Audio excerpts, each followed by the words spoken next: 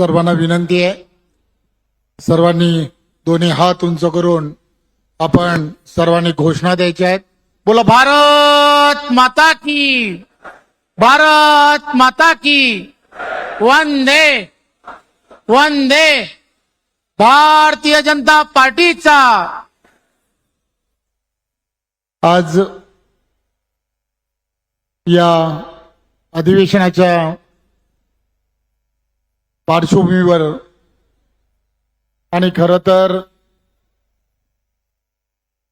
मी या व्यासपीठावरून आदरणीय देशाचे पंतप्रधान नरेंद्र मोदीजी, आदरणीय अमितजी, राष्ट्रीय अध्यक्ष आदरणीय नड्डाजी आणि त्याचबरोबर सर्व राष्ट्रीय नेतृत्व आणि भारतीय जनता पार्टीचे आपले सर्वांचे नेते आदरणीय देवेंद्रजी आणि भारतीय जनता पार्टीचे आपले प्रदेशाचे अध्यक्ष आदरणीय बावनकुळेजी, या सर्वांचं मनपूर्वक धन्यवाद देतो की आज भारतीय जनता पार्टीच्या या सर्वात मोठ्या अशा कार्याध्यक्ष या पदाची जबाबदारी त्यांनी माझ्यासारख्या एक छोट्याशा कार्यकर्त्याला दिली. खरं तर प्रत्येक कार्यकर्त्याला असं वाटत असतं की कार्यकर्ता म्हणून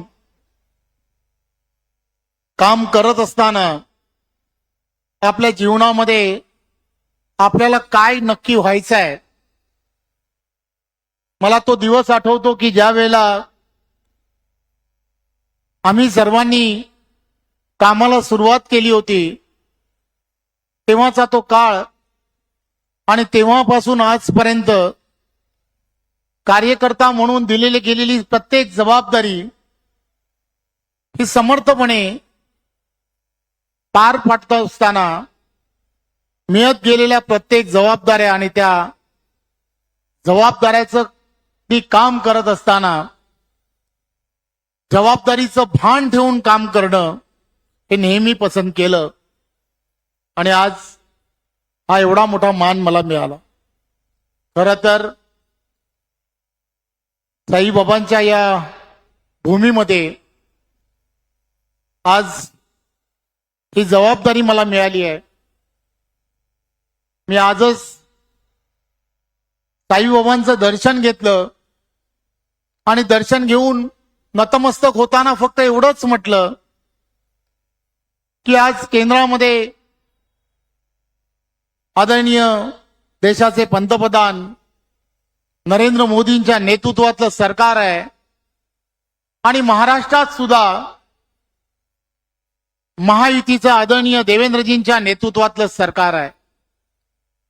सरकार आणि सरकारची असणारी भूमिका, केंद्र शासन असेल किंवा राज्य शासन, ही प्रत्येक भूमिका जी आहे आपले सर्वांचे संस्थापक आणि ज्यांनी तुम्हाला आम्हाला सर्वांना मार्ग दाखवला, संघटनेत काम कसं करावं, तर संघटनेतील असणाऱ्या प्रत्येकाने सरकारच्या प्रत्येक योजना या तळागाळातील शेवटच्या व्यक्तीपर्यंत पोहोचवल्या पाहिजेत. लोककल्याणासाठी भारतीय जनता पार्टी नेहमीच कटिबद्ध राहिली आहे आणि त्या दिशेने तुमची आणि आमची सर्वांची पावलं राहिली पाहिजेत. आणि त्याच दृष्टिकोनातून ही जबाबदारी जी आज माझ्या समोर बसलेले सर्व गावागावातून शहरातून आलेले सर्व पदाधिकारी आहात,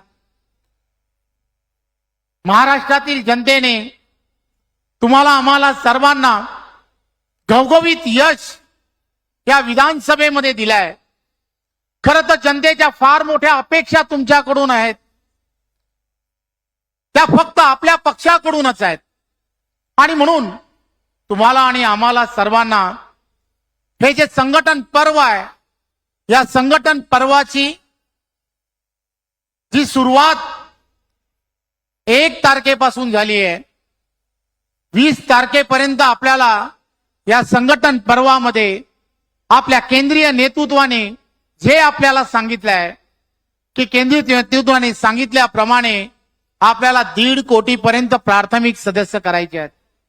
खरं तर महाराष्ट्रामधील असणारे 98,000 बूथ आणि या 98,000 बूथ मध्ये आपल्याकडे असणाऱ्या 288 विधानसभा आणि या 288 विधानसभांमध्ये तुम्हाला आम्हाला सर्वांना प्रत्येक घराघरामध्ये जाऊन आपली विचारधारा जी आहे, राष्ट्रीयत्वाची असणारी विचारधारा, लोककल्याणाची असणारी विचारधारा, सामान्य लोकांना न्याय देणारी अशी आपली विचारधारा आणि समतेचा संदेश देणारी अशी विचारधारा आपल्याला सामान्य जनतेपर्यंत पोहोचवायची आहे आणि त्यासाठी तुम्हाला आम्हाला सर्वांना काम करायचं आहे. खरं तर याची सर्वांची आदरणीय देवेंद्रजी असतील, त्याचबरोबर आदरणीय बावनकुळेजी असतील, यांनी सर्वांनी या संदर्भातली एक आखणी केली आहे की आपल्याला या संदर्भात कशा पद्धतीने काम करायचं आहे आणि म्हणून आपण सर्वांनी याची सुरुवात केली आहे. 5 तारखेला आपण सर्वांनी या संदर्भामध्ये काय करावं याचं नियोजन करण्यासाठी नागपूरमध्ये सर्व लोकप्रतिनिधी आमदार यांची एक बैठक नागपूरच्या अधिवेशनाच्या शेवटच्या दिवशी घेतली आणि एक उद्दिष्ट ठेवलं की 5 तारखेला प्रत्येक बूथवरती प्रत्येक लोकप्रतिनिधी हा त्या ठिकाणी जाईल आणि तो आपल्या भागामध्ये त्या ठिकाणी प्राथमिक सदस्यत्व करेल. 5 तारखेला सर्व भागामध्ये सर्व व्यासपीठावरील असणारे सर्व देवेंद्रजी सकट, बावनकुळे सकट, सर्वच्या सर्व लोकप्रतिनिधी यांनी 5 तारखेला जाऊन प्रत्येकाने त्यांच्या त्यांच्या भागामध्ये प्राथमिक सदस्यता नोंदणी अभियानाला सुरुवात केली. आपण सर्वांनी हे उद्दिष्ट ठेवलंय की आपल्याला प्रत्येकाला बूथवरती 200 पेक्षा जास्त प्राथमिक सदस्य करायचे आहेत आणि त्यासाठी वेगवेगळ्या योजना केल्या आहेत. आपापल्या भागामध्ये आपली असणारी संघटनात्मक रचना असेल, मग त्यामधल्या असणाऱ्या मोर्चांसाठी वेगवेगळी उद्दिष्ट ठेवली आहेत, प्रकोष्ठांसाठी वेगळं उद्दिष्ट ठेवलंय.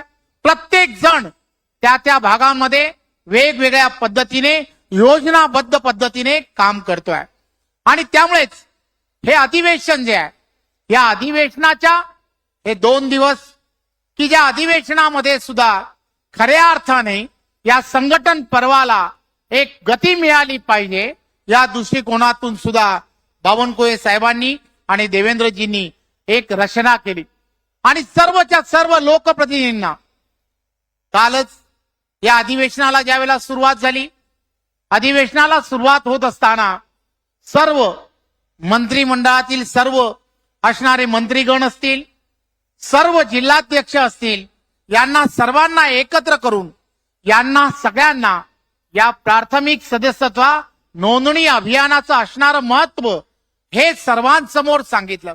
प्रत्येकाला नेमून दिलं की तुम्हाला कशा पद्धतीने ही नोंदणी करायची आहे आणि त्याचबरोबर या बैठकीच्या अंती आदरणीय देवेंद्रजींनी त्याचा समारोप केला आणि सर्वांना हे सांगितलं की या सगळ्या गोष्टी प्राथमिक सदस्यता का गरजेची आहे, संघटन पर्वाची असणारं महत्व काय आहे हेही समजून सांगण्याचा प्रयत्न केला.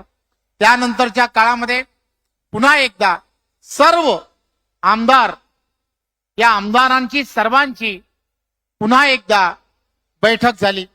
त्या बैठकीमध्ये सुद्धा याच पद्धतीने संघटन पर्व आणि यानंतरच्या काळामध्ये जसं 5 तारखेला किंवा जसं 10 तारखेला घर चलो अभियानाच्या माध्यमातून आपण सदस्य त्या अभियानाच्या दृष्टिकोनातून घरोघरी गेलो, त्याच पद्धतीने येणाऱ्या अजून 3 वेळेला आपल्याला प्रत्येकाला लोकांच्या घरापर्यंत जायचं आहे, सामान्य माणसांपर्यंत पोचायचं आहे.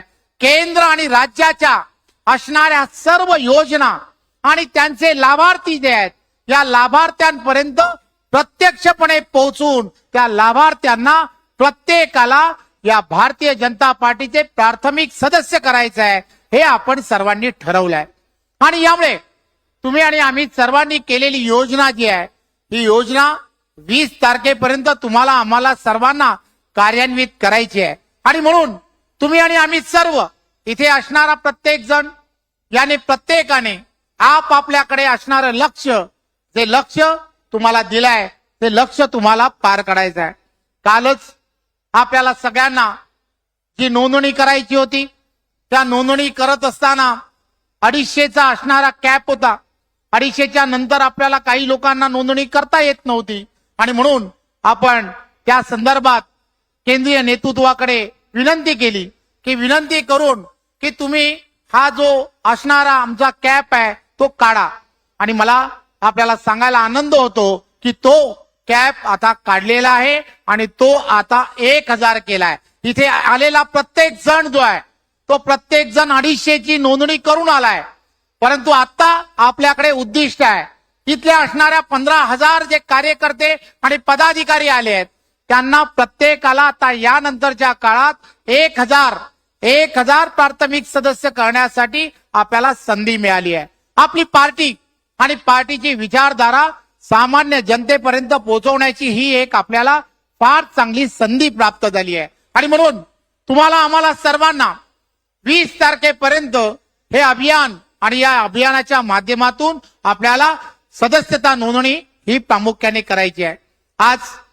आज पुन्हा दुसरा दिवस अधिवेशनाचा होता आणि या दुसऱ्या दिवशीची सुरुवात ही ध्वजावंदनाने झाली। ध्वजावंदनाच्या सुरुवातीच्या नंतर आपल्याला माहित आहे की या संदर्भामध्ये आपल्याला आदरणीय या आज स्वामी विवेकानंदांची जयंती आणि त्याचबरोबर जिजाऊंची सुद्धा जयंती होती आणि म्हणून या जयंतीच्या निमित्ताने आदरणीय मधु चव्हाणजी आपले ज्येष्ठ जुने नेते यांनी आज आपल्याला मार्गदर्शन केलं। आणि त्यानंतरच्या काळामध्ये ज्या महाराष्ट्रातील असलेल्या जनतेने जो महायुतीला कौल दिला, अतिशय चांगलं असं 237 महायुतीचे आमदार निवडून दिले, हे फक्त जनतेने दिलेल्या आशीर्वादामुळे दिले। आणि म्हणून या जनतेच्या आशीर्वाद दिल्याबद्दल त्यांच्या अभिनंदनाचा प्रस्ताव हा आदरणीय आशिष शेलार जी यांनी मांडला। त्यांनी तो ठराव अतिशय चांगल्या पद्धतीने मांडला आणि त्याला अनुमोदन आदरणीय भारतीताई यांनी अनुमोदन दिलं, हेही आपण सर्वांनी ऐकलं। त्यामुळे त्यानंतरच्या काळामध्ये बावनकुळे साहेबांनी सुद्धा आपण सर्वांनी या 2 वर्षामध्ये बावनकुळेजींच्या नेतृत्वामध्ये संघटनात्मक दृष्ट्या अनेक आंदोलनं, अनेक विषयामध्ये ज्या पद्धतीने 65 वेगवेगळ्या पद्धतीची आंदोलनं ही रात्री सांगितली आणि सकाळी आपण त्या आंदोलनामध्ये भाग घेतला, असे देव दुर्लभ कार्यकर्ते आपण सर्वजण आहात। त्यांचे सगळ्यांचे त्यांनी आभारही मानले, परंतु त्याचबरोबर ज्या जनतेने आपल्या महायुतीला कौल दिला त्यांचे सुद्धा आभार त्यांनी मानले। आणि देवाभाऊंच्या नेतृत्वामध्ये ज्या पद्धतीने वेगवेगळ्या योजना या 2 ते 2.5 वर्षामध्ये महायुतीच्या सरकारने केल्या आणि यानंतरच्या काळामध्ये सुद्धा देवेंद्रजींच्या नेतृत्वामध्ये महाराष्ट्र पुन्हा थांबणार नाही आणि कोणकोणत्या क्षेत्रामध्ये पुढे जाणार आहे ही भूमिका कवितेच्या माध्यमातून त्यांनी मांडण्याचा प्रयत्न केला। त्याबद्दलही त्यांनी मांडलेली कविता ही आपण सर्वांनी तिला दाद दिली हेही आपल्याला सर्वांना माहित आहे। त्यामुळे त्यानंतरचा काळ आदरणीय आपले सर्वांचे नेते नितीनजींनी सुद्धा महाराष्ट्रातील जनतेचे आभार मानले आणि त्याचबरोबर आता त्यानंतरच्या उत्तरार्धाच्या कार्यक्रमामध्ये आपल्याला सर्वांना माहित होतं की आदरणीय राष्ट्रीय सरचिटणीस तेही संघटन पर्व या संदर्भातली पूर्णच्या पूर्ण देशभरामध्ये कशा पद्धतीने संघटन पर्व होत आहे, संघटन पर्वाला कशा पद्धतीने गती मिळते आणि आपल्याला सुद्धा येणाऱ्या काळात कशी गती द्यायची आहे या संदर्भातलं मार्गदर्शन हे सुद्धा आदरणीय विनोदजींनी आपल्या समोर केलं। त्याचबरोबर आगामी कार्यक्रमांची सुद्धा माहिती ही विनोदजींनी आपल्याला सर्वांना दिली। आपण सर्वजण या अधिवेशनाच्या निमित्ताने शिर्डीमध्ये श्रद्धा आणि सबुरी ही टॅगलाईन घेऊन आदरणीय बावनकुळेजींनी आपल्या सर्वांना एक महाराष्ट्रासाठी एक उभारी भारतीय जनता पार्टीच्या कार्यकर्त्यांनी घ्यावी हा संदेश तुम्हाला आम्हाला सर्वांना इथून घेऊन जायचा आहे. यासाठी हे अधिवेशन आणि याचं नियोजन केलं आहे. मला खात्री आहे की आदरणीय नरेंद्र मोदीजींच्या नेतृत्वात, आदरणीय अमितजींच्या नेतृत्वात, आदरणीय नड्डाजींच्या नेतृत्वात आणि महाराष्ट्रात आदरणीय देवेंद्रजींच्या नेतृत्वात महाराष्ट्रातील कार्यकर्ता महाराष्ट्रातील असणाऱ्या सरकारच्या खांद्याला खांदा लावून संघटनात्मक दृष्ट्या अजून जोरात भरारी घेईल एवढंच आपण सर्वांना आश्वासित करतो. धन्यवाद. जय हिंद, जय महाराष्ट्र.